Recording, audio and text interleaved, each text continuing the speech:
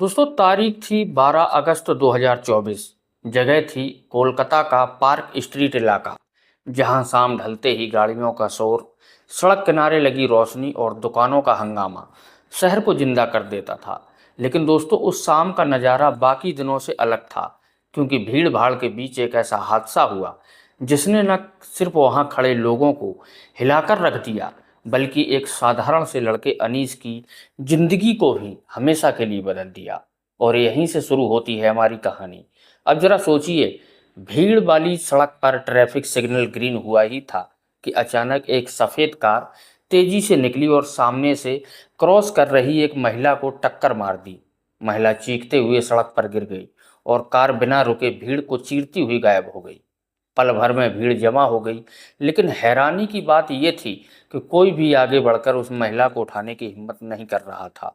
सबके हाथ में मोबाइल थे, कोई वीडियो बना रहा था, कोई लाइव चला रहा था, और कोई बस यह कहकर किनारे खड़ा हो गया कि पुलिस के चक्कर में क्यों पड़े। लेकिन उसी भीड़ में खड़ा अनीस खुद को रोक नहीं पाया। 26 साल का यह साधारण सा लड़का, जो पास के ही एक प्राइवेट फर्म में अकाउंटेंट की नौकरी करता था और जिसकी ज़िंदगी आम इंसान की तरह किराए के छोटे से कमरे, सैलरी की टेंशन और रोज़मर्रा की जद्दोजहद में गुजर रही थी, अचानक उस महिला की हालत देखकर दौड़ पड़ा। उसने भीड़ से मदद मांगी, लेकिन किसी ने हाथ नहीं बढ़ाया। मजबूरी में उसने अपनी ही शर्ट उतारी, महिला के सिर से बहते खून को दबाकर रोकने की कोशिश की और ज़ोर से आवाज़ लगाई कि कोई टैक्सी रोकिए, पर सब खामोश रहे। तभी उसे खुद एक टैक्सी रोकी उसने और ड्राइवर से गुहार लगाई।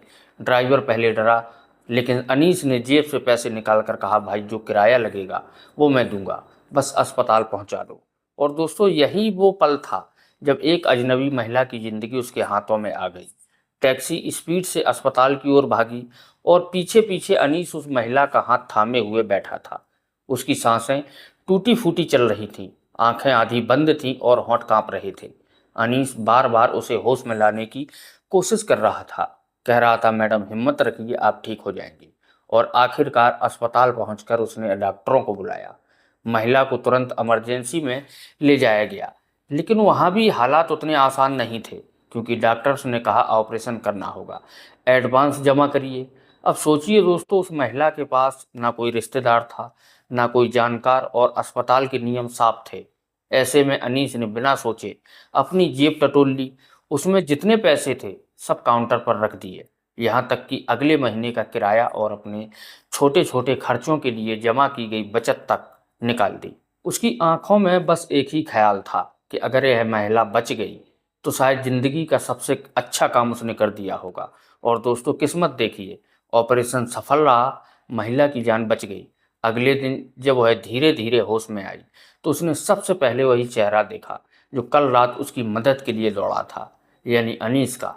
उस महिला का नाम था सान्या। उम्र लगभग 28 साल, चेहरा बेहद खूबसूरत और व्यक्तित्व ऐसा कि पहली ही नज़र में शालीनता झलकती हो। उसने टूटी फूटी आवाज़ में कहा, आपने मेरी जान बचाई। और अनीस ने बस मुस्कुराकर कहा, कोई भी होता तो मदद करता। लेकिन दोस्तों सच्चाई यह थी कि वहाँ मौजूद सैकड़ों लोगों में से किसी ने मदद नहीं की थी। सिर्फ वही एक अनीस था जिसने इंसानियत दिखाई थी। आने वाले दिनों में जब डॉक्टरों ने बताया कि कम से कम 10 दिन अस्पताल में रहना होगा, तो असली चुनौती सामने आई, क्योंकि ना तो सान्या का कोई करीबी रिश्तेदार पास में था, ना कोई पड़ोसी, और उसका पति विदेश यानी लंदन में नौकरी करता था। उसने पति को फ़ोन मिलाया, लेकिन वहाँ से सिर्फ ठंडा सा जवाब मिला, कहता है मैं व्यस्त हूँ, देख लो किसी तरह। और यही वो पल था जब अनीस को मजबूरी में उसके पास रुकना पड़ा। दवा खरीदना, रिपोर्ट्स जमा कराना, डॉक्टरों से मिलना, यहाँ तक कि खाना लाकर देना, सब उसने ही करना शुरू कर दिया। और इसी दौरान दोनों के बीच एक भरोसे की डोर बनने लगी। सान्या पहले तो झिझकी, लेकिन फिर उसे महसूस हुआ कि इस अनजान लड़के ने जो कुछ किया वह शायद कोई अपना भी नहीं करता। वह धीरे धीरे अपनी बातें अनीस से साझा करने लगी, कभी अपने बचपन की, कभी अपने अकेलेपन की, और कभी उस रिश्ते की जो कागज पर तो था शादी कहलाता था, लेकिन हकीकत में भावनाओं से खाली था। अनीस चुपचाप उसकी बातें सुनता और कभी कभी मुस्कुराकर उसे हिम्मत देता। दोस्तों कहते हैं कि जब इंसान मुश्किल में होता है तो उसे पैसों से ज़्यादा सहारे की ज़रूरत होती है, और यही सहारा अनीस उसके लिए बन गया था।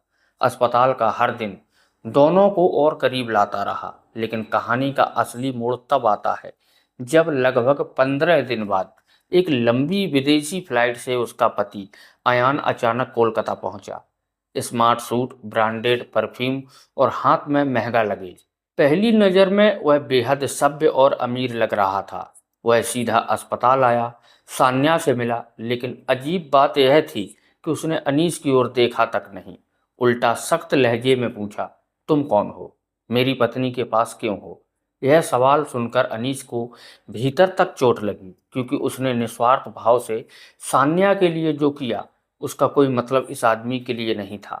लेकिन दोस्तों, कहते हैं कि कभी कभी इंसान की असली पहचान उसकी बातों और बर्ताव से सामने आती है। अयान की आंखों में अजीब सा रहस्य था, उसकी आवाज़ में ठंडापन और उसके हाव भाव में एक ऐसा अहंकार जो किसी साधारण पति में नहीं दिखाई देता। और यहीं से अनीस के मन में शक का बीज पड़ा कि यह आदमी सिर्फ स्मार्ट और सभ्य दिखाई देता है, असल में इसके पीछे कोई काला सच छिपा है। अस्पताल के कमरे में बैठे अयान के बर्ताव ने न सिर्फ अनीस बल्कि सान्या को भी परेशान कर दिया था, क्योंकि वह पति होकर भी उसकी चिंता नहीं करता था और स्नेह का एक छोटा सा हिस्सा भी नहीं उसके अंदर दिखाई दे रहा था, जिसकी उम्मीद एक पत्नी अपने जीवन साथी से करती है। बल्कि उसकी बातें आदेश जैसी और उसका व्यवहार अजनबी जैसा लग रहा था। अनीस ने चुपचाप सब देखा, लेकिन उसके मन में अब सवाल उठने लगे। आखिर यह आदमी इतना ठंडा क्यों है, और क्यों ऐसा लगता है मानो वह सिर्फ औपचारिकता निभाने आया हो। अगले कुछ दिनों में अयान ने अस्पताल के सारे बिल तो बड़े ठाठ से भर दिए, लेकिन वह ज़्यादातर समय फ़ोन पर व्यस्त रहता। किसी से अंग्रेजी में धीरे धीरे बातें करता, कभी होटल में गायब हो जाता और कभी देर रात लौटकर भी सान्या से दो बातें किए बिना सो जाता। वहीं दूसरी ओर अनीस अब भी अस्पताल में आते जाते उसकी देखभाल करता रहा। लेकिन दोस्तों, असली मोड़ तब आया जब अनीस के एक पत्रकार दोस्त ने मजाक मजाक में कहा, यार यह अयान नाम सुना सुना लगता है, कहीं यह वही बिजनेसमैन तो नहीं है जिस पर लंदन में धोखाधड़ी का केस चल रहा है। पहले तो अनीस ने इसे हल्के में लिया, लेकिन उसके मन में चिंगारी लग चुकी थी। उसने इंटरनेट खंगाला, अखबारों की कटिंग्स निकाली और हैरान रह गया, क्योंकि सच यही था कि लंदन के कई अखबारों में अयान मुखर्जी नामक बिजनेसमैन के खिलाफ खबरें छपी थीं। मनी लॉन्ड्रिंग, फर्जी कंपनियों के जरिए करोड़ों का घोटाला और यहाँ तक कि एक रहस्यमयी महिला के साथ अवैध संबंध। दोस्तों, अनीस को जैसे पता चला, उसके पैरों के नीचे से जमीन खिसक गई। उसने तुरंत यह सबूत इकट्ठा किए और एक रात सान्या से साफ साफ बता दिया। कहता है कि आपके पति पर आप भरोसा मत कीजिए, वो वैसा नहीं है जैसा आप सोचती रही। पहले तो सान्या को गुस्सा आया। उसने कहा, तुम मेरे पति पर झूठा इल्जाम क्यों लगा रहे हो? लेकिन जब अनीस ने मोबाइल पर आर्टिकल और कोर्ट के नोटिस दिखाए तो उसकी आंखों से आंसू बहने लगे। उसका दिल टूट गया, क्योंकि सालों से जिस इंसान के साथ उसने अपना जीवन जोड़ा था वह असल में एक मुखौटा पहनकर जी रहा था। अगले ही दिन उसने खुद को अयान से इस बारे में पूछा, लेकिन अयान ने गुस्से में चिल्लाकर कहा, ये सब फालतू बातें हैं, दुश्मनों की चाल है, तुम इस लड़के की बातों में मत आना। और दोस्तों, यहीं से घर का माहौल बदलने लगा। अयान का असली चेहरा धीरे धीरे सामने आने लगा।